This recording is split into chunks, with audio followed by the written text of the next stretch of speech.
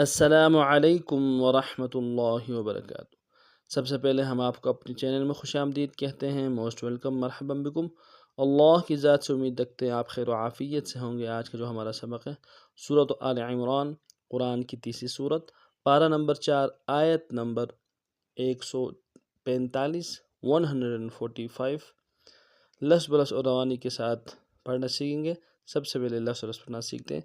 अऊज़ु बिल्लाहि मिनश शैतानिर रजीम, बिस्मिल्लाहिर रहमानिर रहीम।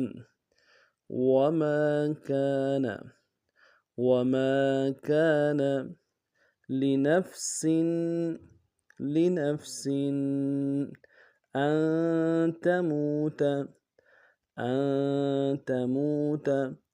वमा कान लिनफ्सिन अन तमूत इल्ला बिइज़्निल्लाहि किताबन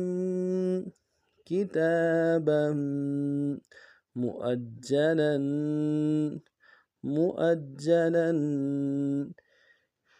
إلا بإذن الله كتابا مؤجلا وما كان لنفس أن تموت إلا بإذن الله كتابا مؤجلا ومن يرد ثواب الدنيا ومن يرد ثواب الدنيا نؤته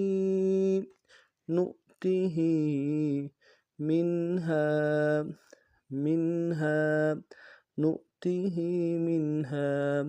ومن يرد ثواب الدنيا نؤته منها ومن يرد ثواب الآخرة نؤته منها ومن يرد ثواب الآخرة نؤته منها وسنجزي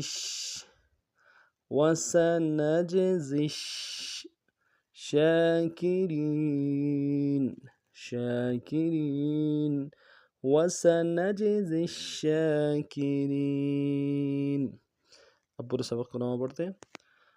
वमा कान लिनफ्स अन तमूत इल्ला बिइज़्निल्लाहि किताबन मुअज्जला वमन युरिद थवाब दुनिया नुअतिह मिन्हा वमन युरिद थवाब आखिरति नुअतिह मिन्हा वसनजज़ि शाकिरीन।